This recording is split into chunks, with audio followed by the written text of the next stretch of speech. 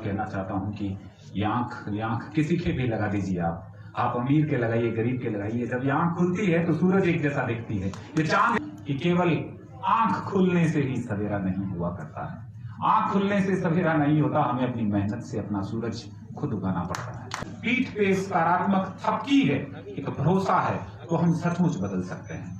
और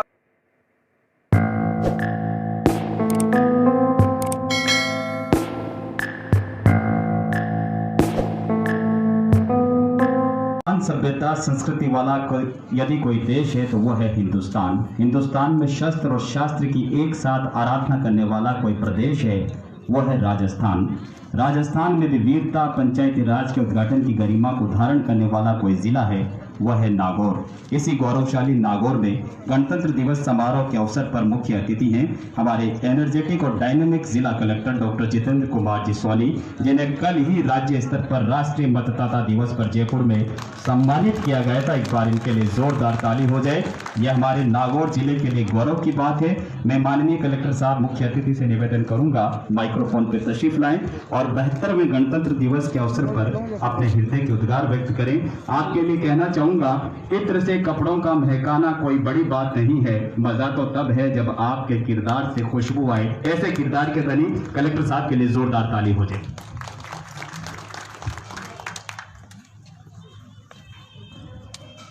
राजकीय स्टेडियम में इस नीले आसमान के तले 72वें गणतंत्र दिवस की यहाँ मौजूद एसपी साहब, एडीएम साहब, सीओ साहब, हमारे सारे जिला स्तरीय अधिकारीगण, शहर के सारे सम्मानित नागरिकगण, हमारे प्रिंट मीडिया, इलेक्ट्रॉनिक मीडिया के साथी, पुलिस के वो लोग जिन्होंने यहाँ परेड में और अन्य कार्यक्रम में भाग लिया, सांस्कृतिक कार्यक्रम में भाग लेने वाले यहाँ के जो सांस्कृतिक प्रोग्राम हैं, और वो तमाम लोग जो इस प्रांगण में मौजूद है और जहां तक हमारी आवाज जा रही है।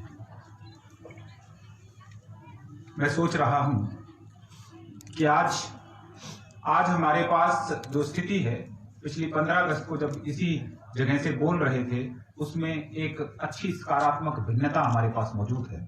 हमारे पास मौजूद है कि जिस कोरोना की लड़ाई से ये पूरी दुनिया लड़ रही थी, अपने जिले के अंदर उसका वैक्सीनेशन प्रारंभ हुआ है और बताते हुए बड़ा अच्छा लग रहा है कि राजस्थान के वो 5 जिले जिनमें सबसे ज्यादा संख्या में वैक्सीनेशन हुआ है, उसमें नागौर शामिल है। यह एक उम्मीद की किरण है। आप वो विद्यार्थी जो लंबे समय तक औपचारिक स्कूल शिक्षा से वंचित थे, वो अब विद्यालय खुलने के पश्चात स्कूल में जा रहे हैं।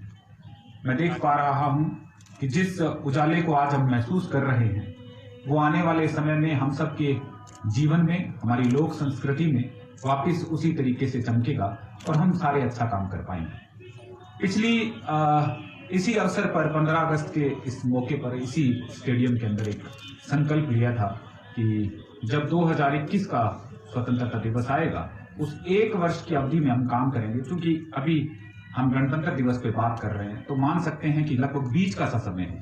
इस बीच के से समय में यहाँ स्टेडियम के लिए जो संकल्प लिया था, उसमें बहुत सारे लोग आगे आए हैं। आचार संहिता की वजह से अभी काम प्रारंभ नहीं हुआ, लेकिन आने वाले समय में काम होगा और हमारी युवा वर्ग जो है उसके लिए यहाँ अच्छा काम और भी संभव हो पाएगा, ताकि वो खेल प्रतिभा के लिहाज से आगे बढ़े।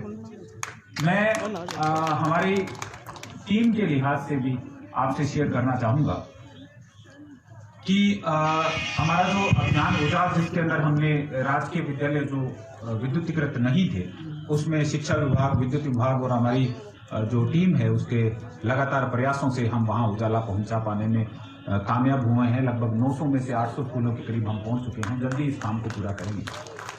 किसान के बारे में मैं हमेशा सोचता हूं, मुझे लगता है कि जब तमाम दुनिया के लोग अपने विभिन्न कारणों से निराश होते हैं, तब किसान ही केवल वो मादा रखता है जो कितनी भी बार फसल खराब हो, लेकिन वो फावड़ा कंधे पर रखकर चल पड़ता है नए सिरे से बोने के लिए। शायद इसीलिए उस अन्नदाता के लिए हमने प्रयास किया कि रास्ता खोलो अभियान के माध्यम से उसको मदद दी जाए, उसको कोर्ट कचहरी और विभिन्न प्रकार की जो तमाम समय, श्रम और इनकी जो बर्बादी है, उससे उसके लिए एक मुस्कान लाने की कोशिश की जाए। मुझे बताते हुए बड़ा अच्छा लग रहा है कि हम इसका पूरा श्रेय हमारी टीम को है, हमारी राजस्व टीम, पुलिस के सहयोग सहयोग से और हमारी जो ग्रामीण विकास पंचायती राज की टीम है, और निश्चित तौर पर यहाँ सुनने वाले प्रत्येक लोगों का प्रोत्साहन भी मैं यहाँ कोट करना चाहूंगा। आप सब लोगों की वजह से किसानों के चेहरों पर मुस्कान लाने के लिए हमने पिछले 5-6 महीने में लगातार प्रयास किया है। लगभग 3000 विभिन्न ऐसे मामले जिसमें पुराने रास्तों का अंकन करना था या किसी रास्ते को दर्ज रास्ते पर अतिक्रमण को हटाना था, इस तरह के कामों में हमने उन किसानों तक अपनी बात पहुंचाई है और जो प्रशासन ग्रास रूट लेवल तक पहुंचना चाहिए वहां तक हमने पहुंचने की कोशिश की। मैं यहाँ यह भी बताना चाहूंगा, मैं कई बार सोचता हूँ कि यहाँ बैठे हुए सारे लोग, हम बचपन से पढ़ते हैं कि हमारा देश बहुत गौरवमयी देश है, हमारे बहुत गौरवशाली इतिहास मिला है। आजादी की लड़ाई के पश्चात देश आजाद होने के बाद, जैसे अभी हमारे जो उद्घोषण थे वो बता रहे थे कि 2 साल 11 महीने 18 दिनों के बाद वो संविधान लिखा गया जो समता मूलक समाज की स्थापना करता है। वो संविधान लिखा गया भीमराव अंबेडकर और उनके जितने भी विद्वजन कानूनविद साथी थे उनके द्वारा, कि हम झोंपड़ी की आवाज को भी सुन सकें और महलों की बात को भी सुन सकें। वो बात लिखी गई, राम, सलीम, सलमा, हम गुरविंदर, हम जोजफ, उन तक की बात सुन सके।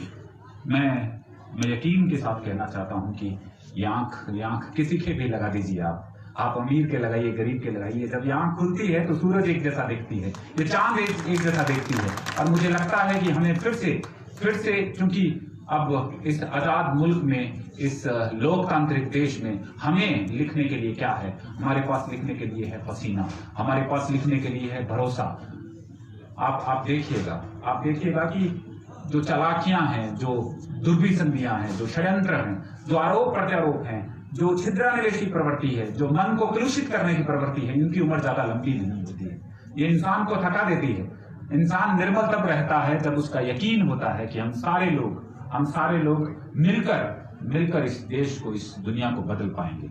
हम उस मिलने वाले लोगों में शामिल होना चाहते हैं और उस मिलने वाले लोगों में शामिल होकर बताना चाहते हैं कि केवल आंख खुलने से ही सवेरा नहीं हुआ करता है। आंख खुलने से सवेरा नहीं होता, हमें अपनी मेहनत से अपना सूरज खुद उगाना पड़ता है। हम प्रयास करते हैं और इस दिशा में लगातार प्रयास करेंगे। यहाँ मैं यह कहना बहुत जरूरी समझता हूँ, यह बहुत जरूरी बात है कि यहाँ का जो युवा वर्ग है, नागौर जिसके इतिहास को हम टटोल कर देखें तो यह लोक देवताओं की भूमि है, यह मीरा की भूमि है, यह खेती के लिहाज से अग्रणी जिला है, यह वो जिला है जिसमें सरहद पर लड़ने वाले बहुत से लोग हैं, स्वतंत्रता सेनानी हैं, हमारे पास पर्यावरण के लिए पद्मश्री पाने वाले लोग हैं। ऐसे अनुकरणीय उदाहरण हैं हमारे पास और हम चाहते हैं कि नागौर के अंदर हम लगातार आप सब लोगों के सहयोग से अच्छा काम हो, हम सारे एक दूसरे का सहयोग करें, बिना इस बात के ध्यान रखे हुए कि यह सरकारी कार्मिक है, इसकी तो ये जिम्मेदारी है, या मैं तो एक आम आदमी हूं, मैं अपना क्या योगदान दे पाऊंगा। मैं एक बहुत छोटी सी चीज मुझे याद आ रही है।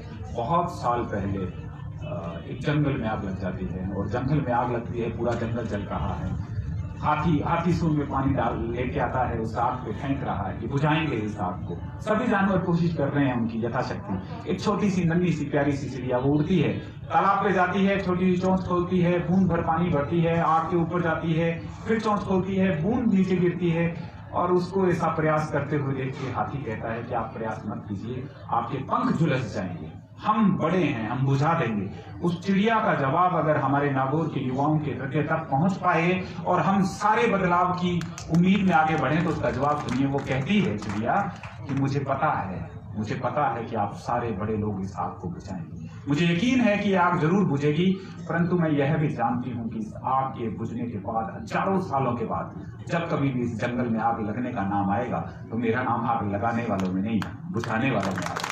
इसलिए बूंद भरी से ही हमें प्रयास करना है और इस सोच के साथ करना है। हमारे लिए कर्म भूमि है।